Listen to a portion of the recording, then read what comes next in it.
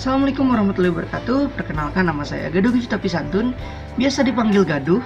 Saya dari kelas B, Pendidikan Seni Pertunjukan Untirta 2020. Saya kali ini akan membahas sedikit tentang teater serta unsur-unsur yang ada di dalam teater berdasarkan rangkuman yang telah saya buat dari berbagai laman di Google. Kita langsung saja masuk ke dalam pengertian teater. Teater adalah istilah lain dari drama. Tetapi dalam pengertian yang lebih luas, teater adalah proses pemilihan teks atau naskah kalau ada, penafsiran, penggarapan, penyajian, pementasan, dan proses penikmatan atau pemahaman dari publik atau audiens, bisa pembaca, pendengar, penonton, pengamat, kritikus, ataupun peneliti. Selain itu, istilah teater dapat diartikan dengan dua cara, yaitu dalam arti sempit dan dalam arti luas. Teater dalam arti sempit dideskripsikan sebagai sebuah drama atau perjalanan hidup seseorang yang dipertunjukkan di atas pentas, disaksikan banyak orang berdasarkan atas naskah yang telah dibuat.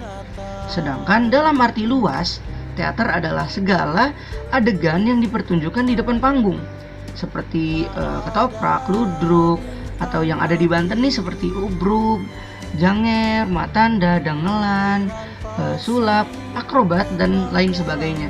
Jadi seperti sulap itu kan tidak terpaku dengan teks gitu, atau ubruk juga tidak terpaku dalam teks, jadi bukan sebuah drama.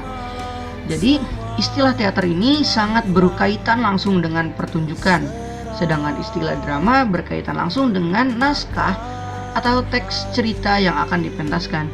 Jadi teater adalah visualisasi sebuah drama atau drama yang dipentaskan di atas panggung dan disaksikan oleh penonton. Dengan kata lain, drama merupakan salah satu bagian atau unsur dalam teater. Kita masuk ke dalam unsur teater. Ada dua unsur, ada unsur internal dan unsur eksternal. Yang pertama ada unsur internal. Internal meliputi pertama ada lakon atau naskah. Lakon adalah peristiwa yang disampaikan dengan tindak tanduk seorang manusia ataupun benda yang dimainkan seperti boneka ataupun wayang. Lakon atau cerita yang ditampilkan bisa terwujud dari naskah ataupun skenario yang tidak tertulis. Pemeran yang disebut sebagai aktor, yaitu pria, dan aktris sebagai wanita adalah orang yang memainkan peran dalam suatu aksi panggung. Pemeran adalah orang yang secara khusus melakukan sandiwara atau berpura-pura memerankan suatu tokoh sehingga tampak seperti tokoh sungguhan. Jadi misalkan jadi malin kundang, dia harus sombong, dia harus terlihat benar-benar menjiwai lah, seperti itu. Yang ketiga dari unsur internal ada sutradara.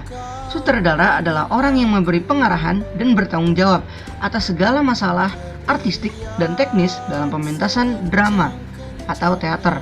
Sutradara bertanggung jawab atas aspek-aspek kreatif pembuatan, baik interpretatif maupun teknis. Ia menduduki posisi tertinggi dari segi artistik dan memimpin tentang bagaimana yang harus tampak oleh penonton. Sutradara ini mengatur perilaku di depan kamera dan mengarahkan akting serta dialog. Sutradara juga mengontrol posisi peserta gerak lainnya, suara, pencahayaan, dan yang lain-lain, menyumbang kepada hasil akhir sebuah teater, drama, ataupun film. Jadi sutradara ini inti dari segala pertunjukan itu. Konsepnya mau gimana, dia mengatur soundnya seperti apa, dia mengatur tata cahayanya seperti apa, itu tergantung seorang sutradara begitu. Yang keempat ada pentas atau panggung. Adalah podium yang agak tinggi untuk pertunjukan. Bisa level, bisa panggung besar, bisa panggung kecil. Itu tempat memainkan sandiwara, teater, ataupun sebagainya. Jadi kan kita tetap untuk membedakan antara si pemeran dan pertunjukan teater tersebut, kita perlu panggung begitu. Yang kelima ada kostum. Nah, kostum ini adalah pakaian untuk para pemain drama yang dikenakan pada saat memerankan tokoh cerita di panggung. Kostum merupakan gaya pakaian yang dikenakan untuk menampilkan si pengguna sebagai suatu karakter. Kostum membuat seorang aktor atau aktris bisa kelihatan bawa wataknya. Jadi kalau misalkan dia jadi nenek tua, nggak mungkin dong dia pakai jas. gitu. Yang kedua ada unsur eksternal. Unsur eksternal teater adalah segala yang berkenaan dengan di luar pementasan.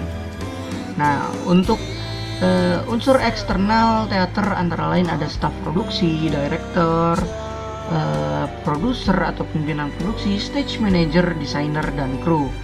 Ada staf produksi yaitu manajer tingkat produser atau pimpinan produksi sampai segala bagian bawahnya. Adapun tugas masing-masing produser pimpinan produksi adalah mengurus produksi secara keseluruhan dan menetapkan personel atau petugas, anggaran biaya, dan program kerja, fasilitas, juga sebagainya. Lalu ada stage manager. Stage manager adalah orang yang bertugas sebagai pemimpin panggung dan membantu sutradara. Lalu ada desainer. Desainer adalah orang yang bertugas menyiapkan aspek-aspek visual seperti setting tempat, suasana, properti, perlengkapan pentas, lighting, tata lampu, kostum, tata busana, dan sound, pengeras suara atau tata suara. Yang terakhir ada kru. Kru adalah semua orang yang bertugas mengurusi bagian pentas, bagian tata lampu, bagian perlengkapan, bagian tata suara musik, bagian peralatan. Pokoknya kru itu yang membantu acara agar berjalan lancar, seperti itu. Seperti ngangkatin kursi atau apa itu kan nggak mungkin dikerjakan oleh si pemeran tersebut, begitu. Sekian pemaparan dari saya, kurang lebihnya mohon maaf karena saya memang masih belajar di sini. Saya masih hanya lihat-lihat Google, hanya belum bisa menyimpulkan dengan baik dan benar. Jadi untuk kurang lebihnya saya mohon maaf. Wassalamualaikum warahmatullahi wabarakatuh.